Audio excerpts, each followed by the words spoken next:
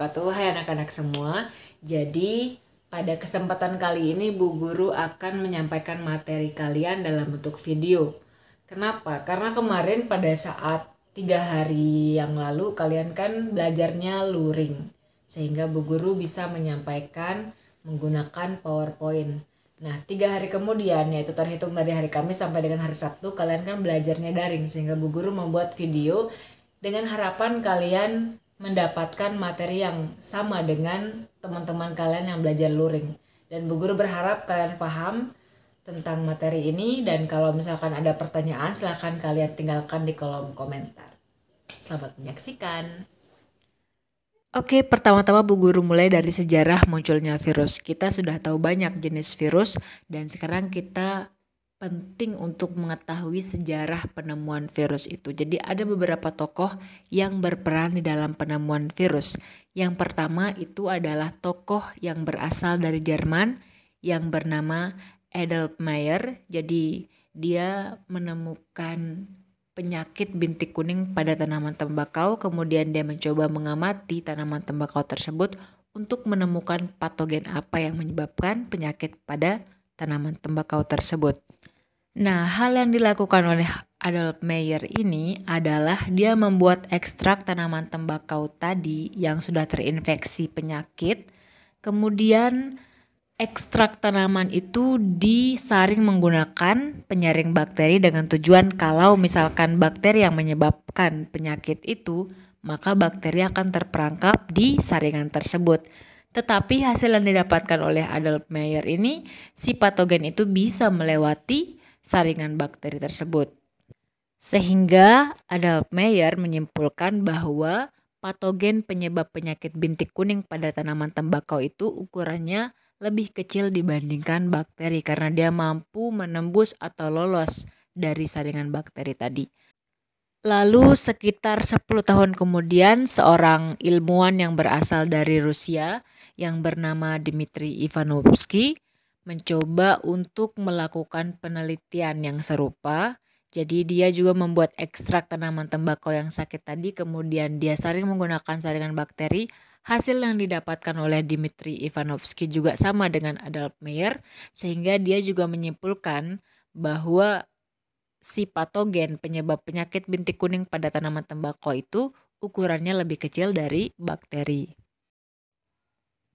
Sekitar 4 tahun kemudian, seorang ilmuwan yang berasal dari negara Belanda yang bernama Martinus Beijering melakukan penelitian dengan sedikit modifikasi, di mana Beijering membuat ekstrak tanaman tembakau yang tadi terkena penyakit bintik kuning, kemudian disaring menggunakan penyaring bakteri, lalu hasil saringannya itu disuntikkan atau dioleskan atau disemprotkan ke tanaman tembakau yang sehat. Hasilnya, tanaman tembakau yang sehat tadi terinfeksi oleh patogen tersebut, sehingga Beijering menyimpulkan bahwa patogen itu bisa berkembang biak. Kita semua sudah mengetahui bahwa berkembang biak merupakan salah satu ciri makhluk hidup. Tetapi pada tahun 1935, temuan Wendell Stanley, seorang ilmuwan dari Amerika Serikat, cukup menghebohkan. Kenapa? Karena Wendell Stanley itu mampu mengkristalkan patogen tadi. Jadi patogen itu bisa dikristalkan. Padahal makhluk hidup sekecil apapun ia itu nggak bakal bisa dikristalkan. Sehingga pada masa itu muncul suatu statement bahwa patogen itu merupakan benda mati karena mampu dikristalkan, dan dia merupakan benda hidup karena dia mampu berkembang biak di dalam tubuh inang. Akan tetapi Bu Guru lebih condong bahwa dia adalah benda mati. Kenapa? Karena dia nggak bisa bereproduksi mandiri. Dia hanya bisa bereproduksi kalau berada di dalam tubuh inangnya. Nah, jadi ini merupakan contoh model penelitian yang dilakukan oleh Beijering. Jadi di gambar pertama itu ada ekstrak dari tanaman tembakau yang sudah terinfeksi oleh tobacco mosaic virus atau tobacco mosaic disease. Dibuat ekstraknya, kemudian ekstraknya itu disaring menggunakan penyaring bakteri pada gambar nomor 2. Lalu hasil saringannya itu dioleskan atau disemprotkan ke tanaman tembakau yang sehat. Hasilnya pada nomor 4, tanaman yang sehat menjadi terinfeksi oleh patogen tersebut. Kesimpulan yang didapatkan, agen penginfeksi pada tanaman tembakau itu bukan golongan bakteri karena dia mampu melewati saringan bakteri. Tetapi patogen itu bisa berkembang biak karena dia punya kemampuan menyebabkan penyakit dari satu tanaman ke tanaman yang lain. Nah, selanjutnya kita coba mengartikan apa itu virus.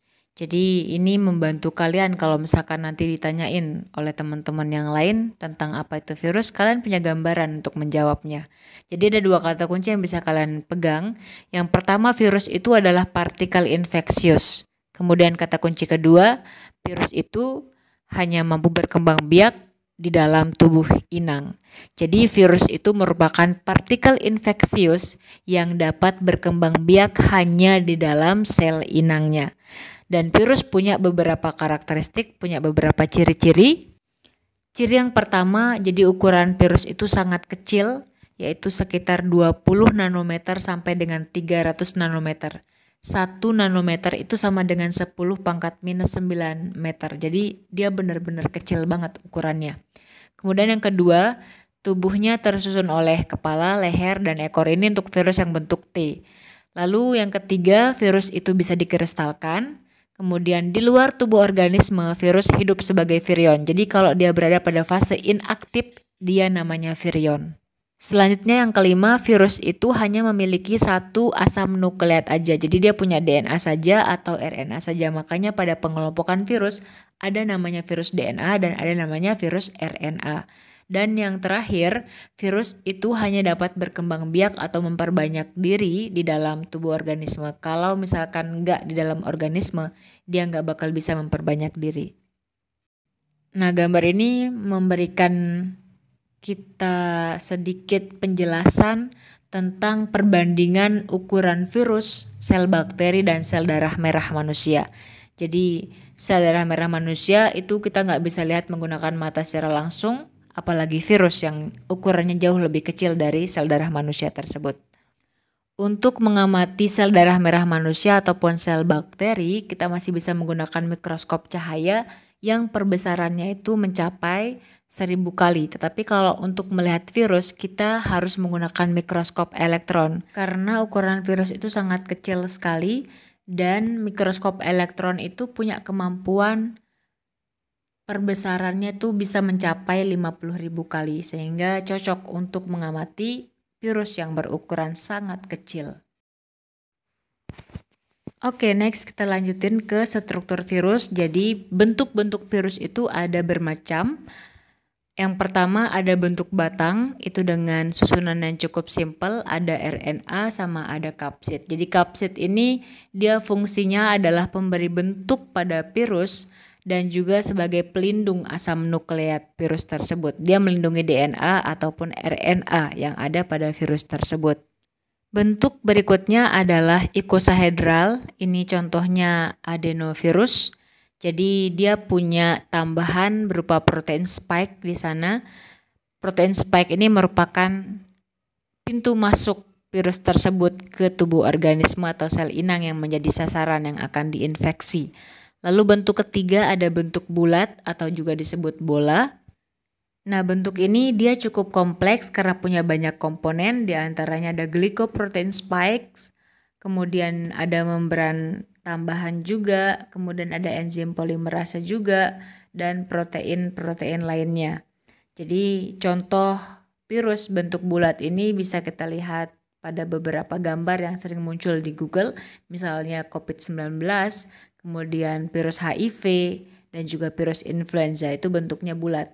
Lalu bentuk berikutnya adalah bentuk T atau disebut juga dengan virus T4. Beberapa referensi lain juga menyebutkan sebagai virus yang bentuknya kompleks. Kenapa kompleks? Karena dia merupakan kombinasi dari beberapa bentuk. Contoh kita bisa lihat di kepalanya itu bentuknya polihedral. Kemudian pada bagian lehernya bentuknya seperti batang, sehingga dia disebut sebagai virus yang berbentuk kompleks.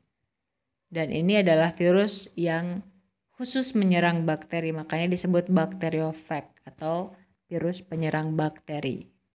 Virus bentuk lain contohnya adalah virus Ebola yang bentuknya seperti benang. Jadi pernah Bu Guru singgung pada minggu lalu. Kemudian ada juga virus chikungunya, ada juga virus Zika.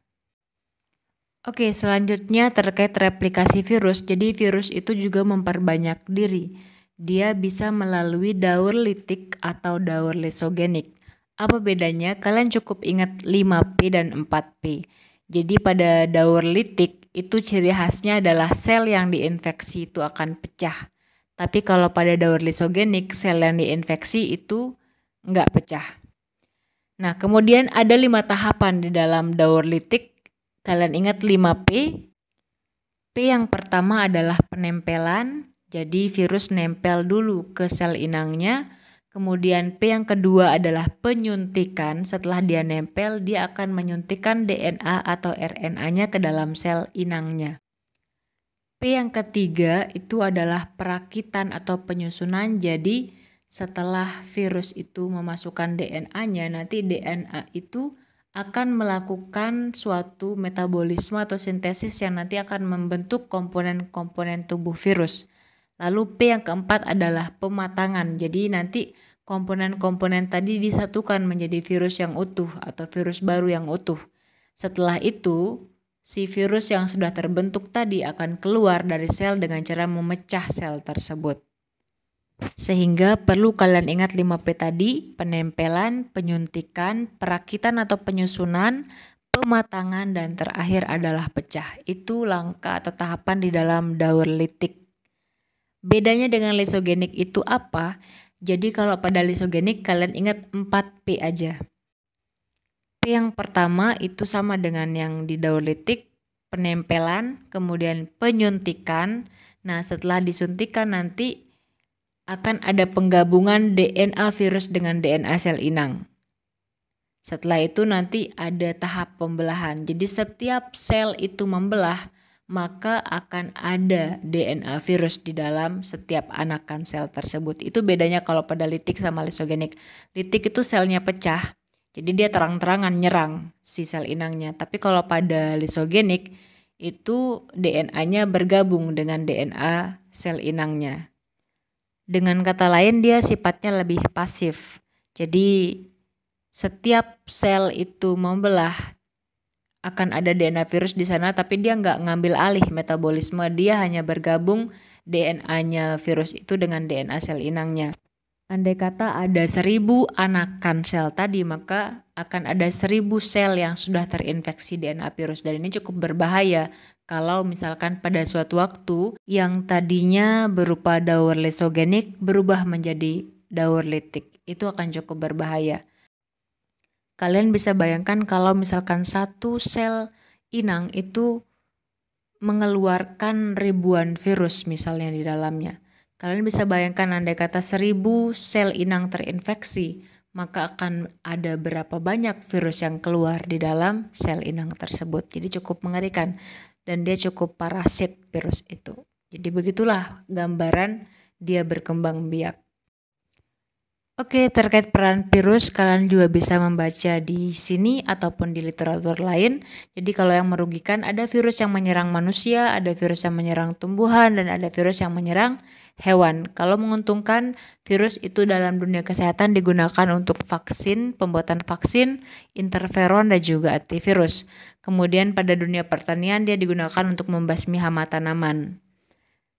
Kemudian ada juga digunakan untuk membuat dosis radiasi dan juga untuk mengidentifikasi bakteri patogen, juga untuk membuat peta kromosom. Jadi ada beberapa peran menguntungkan virus.